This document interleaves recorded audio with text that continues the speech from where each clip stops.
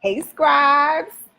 It's your girl, Taiia Smart Young. It's Tuesday. It's 8 of 8. All right, we're here. I promised you 8 weeks, and you heard that, right? That was my phone. Let me just put that on vibrate. I promised you 8 weeks of live streams, and I'm just going to go ahead and dust my shoulders off because I came and I delivered. Hey, son, welcome.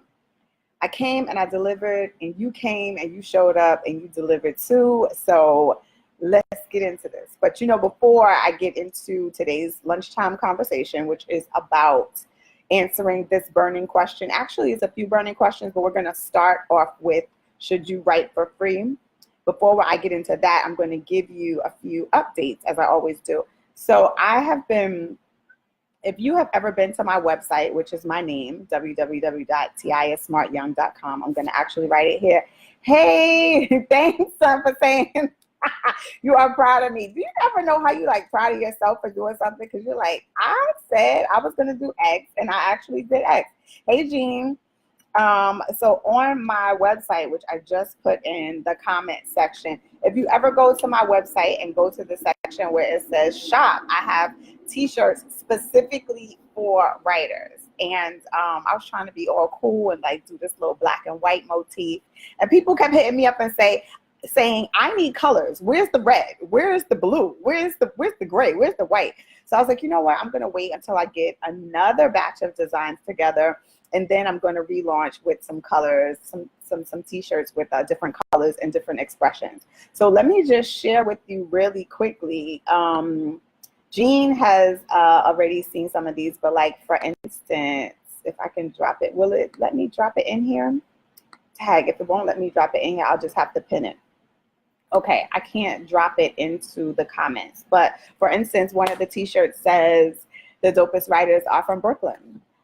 One of the t-shirts is from my favorite rap lyric, the best rapper alive, and I cross out rapper and I put writer. One of my t-shirts says, love is when his nouns and verbs agree, because if you know me, I like a little noun and verb agreement situation. I always kind of cringe when I'm like, okay, that's not happening, right? That's not happening. Those nouns and those verbs need to be in harmony. They need to be in love. So I had a t-shirt that says, when love is when his nouns and verbs agree, and love is when her nouns and verbs agree. So I got a few different t-shirts that I'm about to launch. Hopefully I can make that, not hopefully, we're making goals and we're sticking to it. I am going to make that happen. I'll be launching the t-shirts next month. So you guys stay tuned for that. And what I'll do is I'll post the t-shirt designs into the Facebook group so you guys can see it, and you can give me your thoughts, give me some feedback, give me some ideas, tell me some colors you want to see. So that's update number 1. And I'm looking at my notes. Update number 2 is I have an idea to do a small writing contest.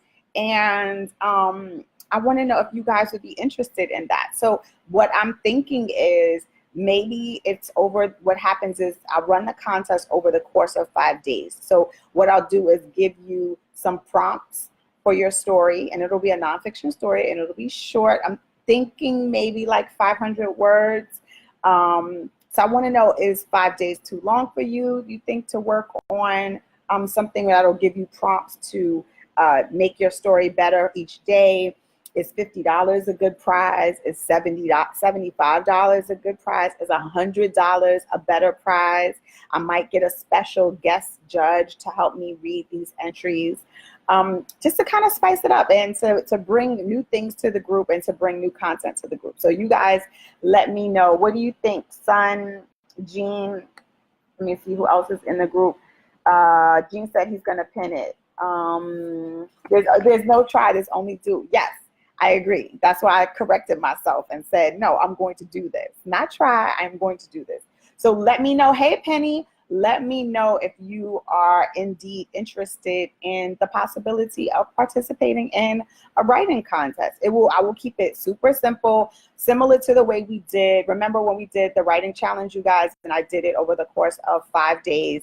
And every day you got an email, you got an assignment. So I would keep it simple like that. I would make it so that you have instructions to follow, and then by the end of that 5th day, or maybe on that 6th day, you would actually have, maybe I'll do it as a short personal essay, something like that, where each day the prompt is pushing you toward the goal. So let me know in the comments if that's something that would be of interest to you, because this would be your first time being a paid writer. If you made $50 or $100 or $75 in this contest, let me know if that's of interest to you. Jean, Sun, Penny, let me know if that's of interest. Because I remember the first time I got paid to write. I was in high school. I made $20. I didn't want to cash the check. Okay. It was $20. And I was like, Mama, I made it. That was the first time I ever got paid for something. And I think I still have, I think I made a copy of the check before I deposited it in the bank. And excuse me again, I'm still getting used to the braces, the aligners. I'm still getting used to it. So you might hear my words sound a little crazy a little bit. But, speaking of first time getting paid, that is a perfect segue into our lunchtime conversation. So this question comes up a lot in my DMs and just young people that I mentor in general in terms of writing and coaching. And so I wish there was a really simple answer for should you get paid, should you write for free? There isn't a simple answer. And here's why. I'm going to tell you why it isn't simple. It's a kind of a yes and a no kind of question. So if you are new to writing, right? Sometimes you have to write for free. Sometimes you are going to need to write some pieces so that you can get in the door at a bigger place. So say, for instance, if you're just starting out in the industry and you don't have any clips, you don't have any blog posts, you don't have any news articles, any magazine articles, nothing that someone can go and say, hey, Sun is actually a writer, or hey, Penny and Jean, they're actually writers. There's nothing out there that is part of your credibility, right? So then if that's the case, then you definitely have to write sometimes for free. Think about it. If you have your own blog and you're using your blog to establish your brand or establish yourself as a writer, you are already writing for free. And there's nothing wrong with using your blog as a source of saying, hey, yes, I am a writer and here's where you can check out my work. Thanks for the hearts and love, you guys. And the thing is that a lot of places, a lot of websites accept free writing. They accept free blog posts. So it is an opportunity for you to go from not having your name associated with any particular website or brand or magazine or newspaper to, hey, yes, I am a guest blogger for Extra Crispy. Now there is something called Extra Crispy. I cannot remember what they cover. I'm guessing it's food. I'm guessing it's fried food. Let's just say Extra Crispy covers fried food. Right? So now you have your food story in Extra Crispy, and that's a leg up for you to now go in and approach other magazines and websites and places to get to say, hey, I would like to be, I would like to write and get paid. Outside of the money, because really initially when you're writing for free or trying to get your foot in the door in terms of writing for a particular site, it's not about the money.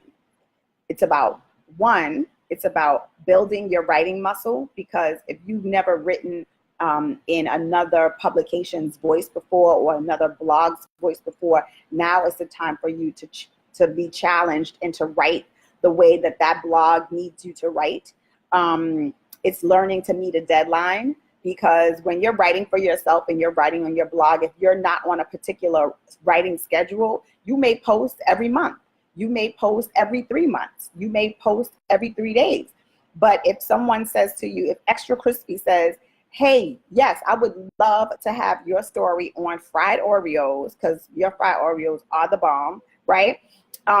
Then I need it by September 1st. So it's like, okay, and maybe it's August, maybe it's August 28th when they tell you that. So now you are forced to write these 500 words on your fried Oreo recipe for extra crispy. There it is. Now you're forced to do that. And then the other thing about writing for free sometimes is that now you have a chance to work with an editor who is going to sharpen your work and ask questions so that you get to be a better writer. Let's see. What else do I want to say? Oh, but I really suggest that you only do this for a limited amount of time. So I know that there are people out there who wrote for the Huffington Post for 3 years for free. I'm not about that life. I want you to get paid. I believe that writing is a skill and that you should be paid for your work, because guess what? When you have to pay T-Mobile and you go to Trader Joe's, they're not saying, oh, that was great that you had that thing in the Huffington Post for free. They're like $25 for those organic sausages that you want, and where's your money, right? So that's why I really believe that people should be paid. However, if you're going to get your practice on the unpaid route, I suggest only doing it for maybe 2 to 3 blog posts or articles or whatever it is. And don't automatically assume, let's say you pitch In-Flight Magazine. Let's say you pitch In-Flight Magazine and your pitch is accepted. Don't automatically assume that they don't have a budget to pay you. Don't go in there saying, oh, I would do this for free. Don't say that. Let them then say to you, okay, well, here's a contract and here's our flat fee for the 500-word story that you want to write, because you're covering some kind of new gadget for In-Flight Magazine. Let them come to you and tell you. And I say this because people all the time, new writers sometimes, because they have been used to people saying to them, oh, write for free for this exposure, which, if you get too much exposure, you're going to get pneumonia, you're going to have frostbite, and your finger's going to pop off. You don't need all that exposure. I tell you this because I have had many a new writer when I was working at Juicy. They would pitch me stories and just automatically assume that there wasn't any payment involved. And the reason why they did that was because they have been writing for other places for a long time, for a year, or maybe they've written for them for 6 months and they weren't being paid. And so my automatic suggestion to them was, stop doing that. Stop offering your services for free. We're going to pay you. Here's the flat fee for this particular column, and here's the instructions, here's the deadline, here's what I need from you. Right? Now, okay. So here's the thing about being a professional writer and writing for free, because there were plenty of professional writers maybe I shouldn't even say professional. They were established writers who were writing for the HuffPost for free, right? They've gone from this model of having all these free bloggers, and it were like 100,000 free bloggers who helped them drive their traffic to, I think their traffic at one point was 120 million visitors per month. Like, that's insane, right? So you had all these bloggers that were working for free and helping to build up and establish this brand. So what happens is there were established writers that were doing it in the hopes of maybe getting exposure. Like, there was one story I read that one person was doing it because, these editors at Vanity Fair, they read HuffPo, and maybe I'll get a story in Vanity Fair. I don't think that happened for that person.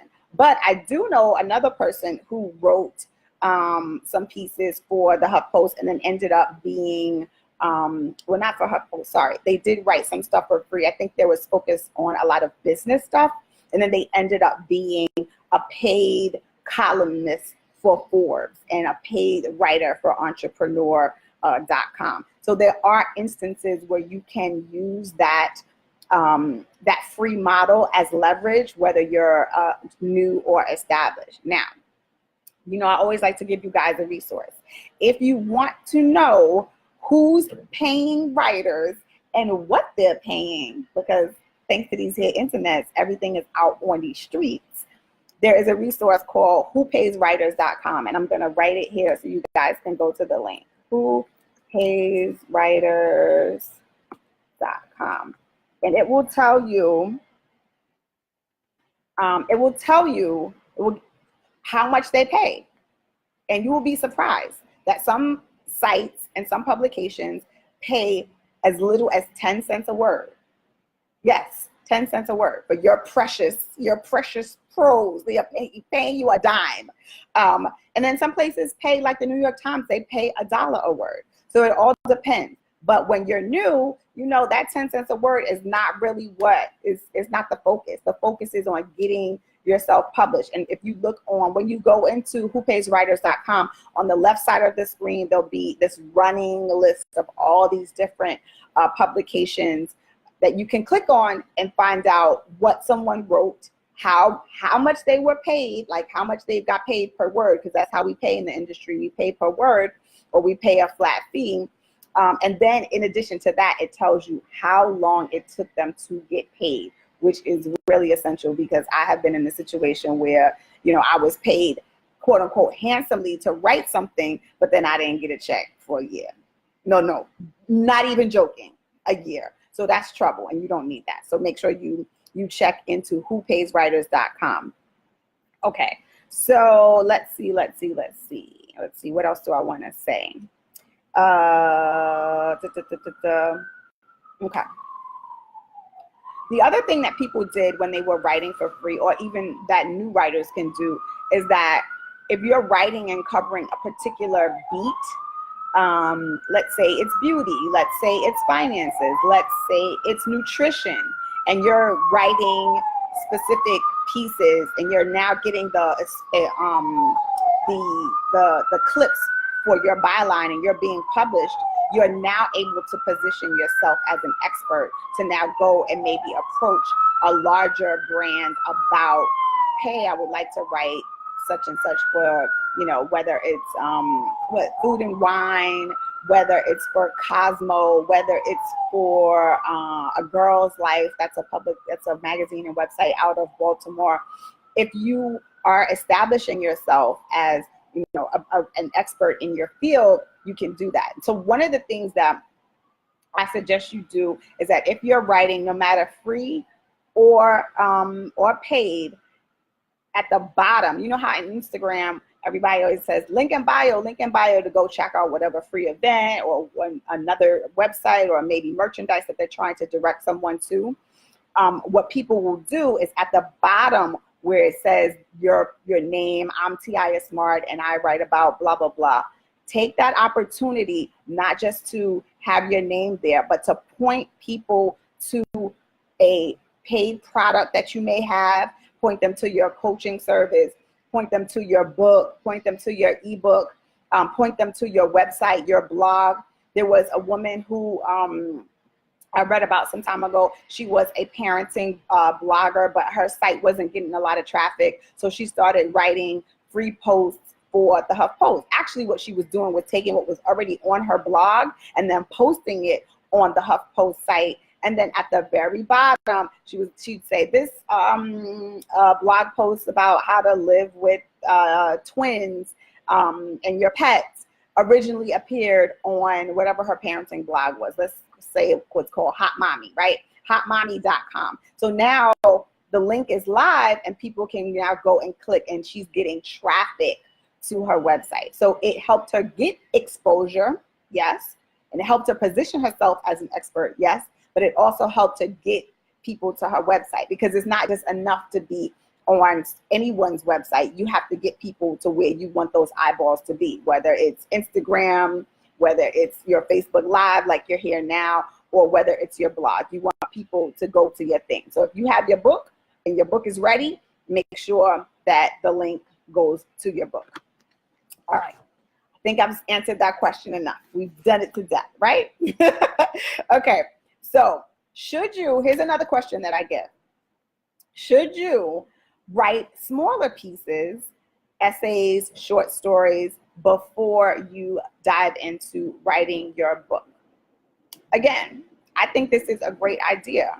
Why? Because if your book is about, let's say, your book is about being a single woman in Seattle, and now you see that the Seattle, I'm going to make this up, the Seattle city .com is looking for writers to talk about their experiences. Well, then, yes, that's an opportunity for you to write maybe a 500-word essay, an 800-word essay about what it's like being a single woman in your city, a single guy in your city, and your platform or your book is about being single. It helps you establish yourself. Again, you're getting that expertise. And then to me, the thing is that it may be intimidating, and I encourage writing short books. So I'm talking about a book that's 150 words, 150 pages, which ends up being maybe like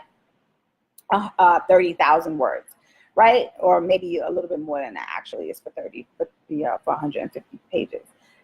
If you're writing that many words, it may be intimidating for you to even sit down and just fathom, I have to write a book and I have to write 30,000 or 40,000 words. That may be too intimidating for you to take on.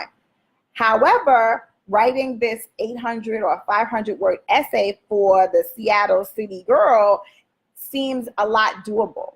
And it'll let you know too, once you sit down to actually work on it, do I care about this subject enough to take it from being an essay to being a book? Maybe it's just an essay. Maybe it is just something that you like to blog about on occasion. Maybe it's not really the book of your dreams, and your book may be something else. That's okay too. So I say yes to focusing on writing shorter pieces before you maybe dive into your book. Let's see, what else did I want to say about this? Oh, and you know what? If they pay you the $150 for the 500-word essay, boom, win-win. Not only did you get published, but you also got paid, right? You guys still with me? Let me know in the comments. Give me some hearts.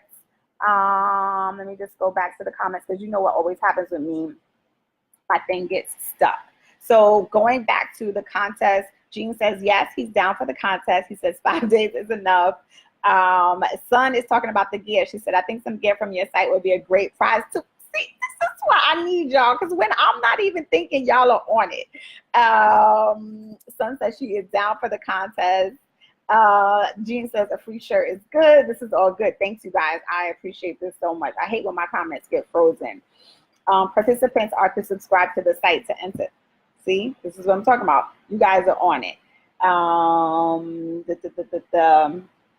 Let's see. When you develop your reputation as a writer, everyone expects you to write for free. Yes, it's a little bit frustrating sometimes, because especially when you've had the experience like I've had, and people want you to write for free, and it's like, if I'm going to write for free, it may be a friend who has a new venture. Maybe she's trying to launch something and getting it off the ground. And yes, I'm going to write something for free because I love that person. And hello, I really got to love you to be writing for free, right? That's just how it is. But there was a friend that was launching a website not too long ago, and she asked me to do some writing. Now, she couldn't pay me my normal fee, but she did pay me a flat fee. And because I believed in the mission of what she was doing, it was this website that was for girls, and the focus was on social justice. Then I was like, absolutely, I'm in. Count me in. I'll write what you need me to write. Gene had a question. He said, how do you ask for money as a beginning writer? So it's very simple. If they accept your pitch, let's say, Gene, you pitch a style publication. So what we gonna call it? classicmanstyle.com. Let's say you pitch classicmanstyle.com. You have a story idea that they accept. What happens is you say to them, they'll say to you, okay, this story is due on September 15th. It's 500 words. It's 1,000 words. If they don't mention money, you absolutely mention money. You say to them, hey, this is awesome. I can definitely deliver it by this time. What is your pay rate for this? And that's it. What is your pay rate? How much do you pay per word is another way to ask. You can also say, is there a flat fee for this? But you definitely, if they don't bring up money, you need to bring up money. Most of the time though, when people are assigning stuff, in my experience, I always bring up money. I give you your deadline. I give you your marching orders for what you need to write. I tell you how long it needs to be. And I'm going to tell you how much money I can afford to pay you, because some people do have budgets to actually pay writers. So don't fall for that they don't have the money kind of thing. Even if it's really small, they have the money. And then go to who pays writers to see who has money for what. Let's see. Hey, Ash, how are you? Classic man style sounds great. You know, I made that up off the top of my head. Let's see. Where was I? Okay. Okay. So the thing too about writing smaller pieces and before you jump into your book. So let's say, for instance, for me, I'm going to use myself as an example. So for a long time, I just didn't even realize I was writing a lot of stuff about teens. And it became this thing where it was like, all of a sudden I looked up and I have all these clips about teen celebrities or teen issues or teen advice that I was giving. And I'm like, okay, I need to do something with this. So I always wanted to write a book for girls. And initially when I was trying to go the traditional publishing route and I had to write the proposal, these smaller pieces that I wrote actually ended up in the proposal. They become what's called supplementary material. And so that material then shows the publisher and shows your agent that you have some experience with this topic. Like, you're not just coming out of left field. Because if you don't have, especially if you don't have a large platform, because a lot of times with traditional publishing, people are looking for that big platform. They're looking for the person with those, it's not even 10,000 followers. They're looking for 100,000 followers before they before they co-sign and say, okay, I'm going to invest in this person and their book. So you don't necessarily need it when you're self-publishing, but because you're not going to write a proposal, you're publishing the book yourself. You believe in yourself and you're investing in yourself and you're giving yourself that thumbs up. But it does help to establish your space help establish you in that particular brand or that genre, or helps to build your platform. So if your book is about beauty and you have all these beauty posts, because shout out to my girl Ash, who is definitely about that beauty life. Let's say, Ashley, you wanted to write a book about beauty, then hey, all the stuff that you've written about beauty, they become supplementary material for your traditional book publisher, for your proposal. And it also helps to establish you in the brand and say, okay, she's done all these things. She has a voice, and she has a voice that we should be listening to in this space. Let's see.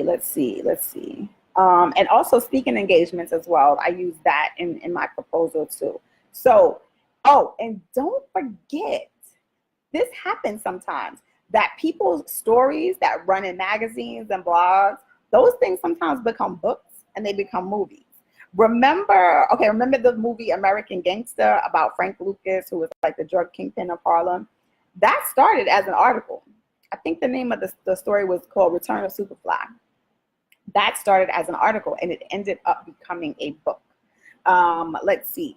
The Great Escape became this movie called Argo. Remember the movie about how the CIA used like this fake science fiction film to sneak Americans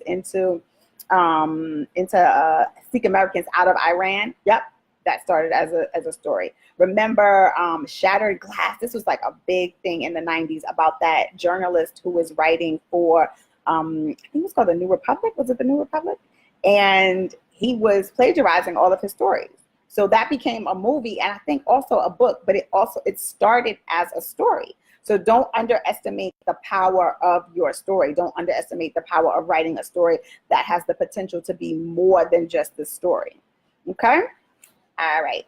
Let's see. Oh, and just to go super current, Brittany Cooper, she has a book out now called Eloquent Rage. And so, but before this book, she was a columnist, or is a columnist, that writes about race, gender, and politics for Cosmo.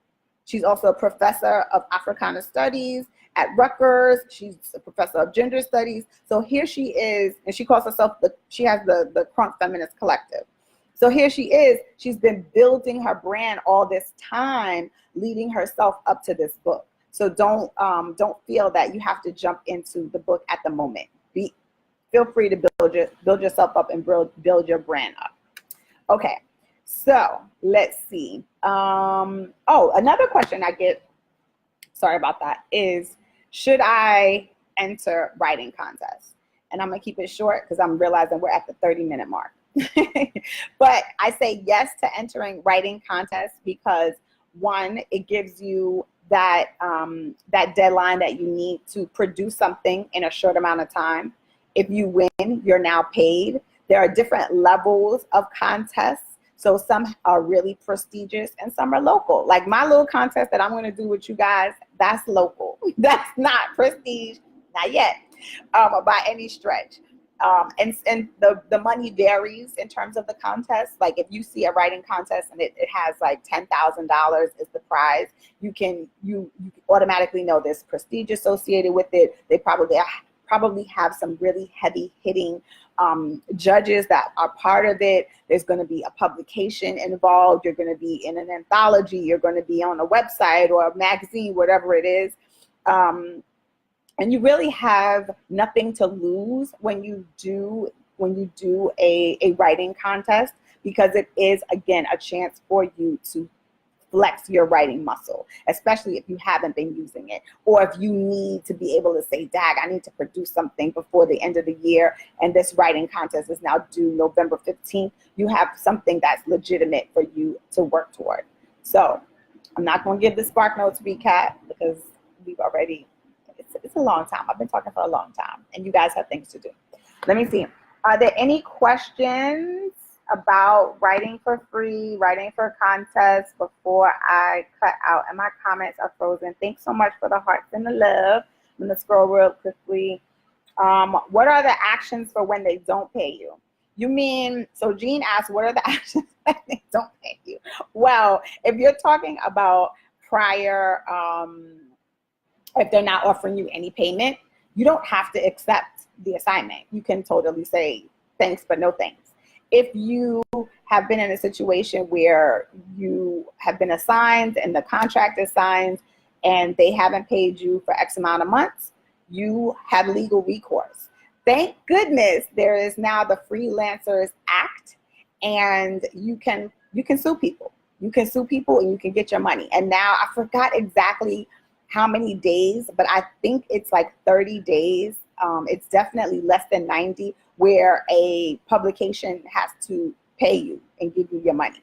So you definitely have legal recourse. You don't have to sit there and take it. And I have sued somebody before for my money, and I've got my money. So let's see. Should you pay for the contest? Yes, sometimes there are small entry fees.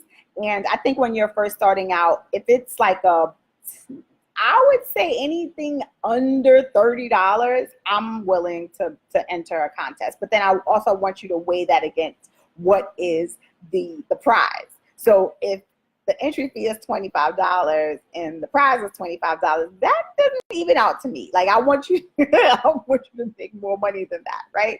If the entry fee is $5 and you have a chance to win $150, that sounds good to me. But yes, sometimes you do have to pay to enter the contest. And that's because part of that money may go to the pot to award the winners, because a lot of times it's not just the first place. It may be a first, second, and third place winner.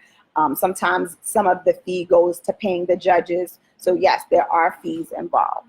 And if that is it, I am out of here, you guys. I think that's it. But as you know, hit me up with questions. I'm going to be back in the group posting the shirts, and I'm also going to be back shortly. Give me about a week or so to figure out this contest thing and figure out how to make it great for you guys. And I'm going to take all your good suggestions and your ideas and roll with that too. So thank you so much for being here, being you. This is week 8 of 8. Give yourself a round of applause if you've been rocking with me for the last 8 weeks. I know I'm going to dust my shoulders off for being here for the last 8 weeks. And I will see you guys soon. Take care.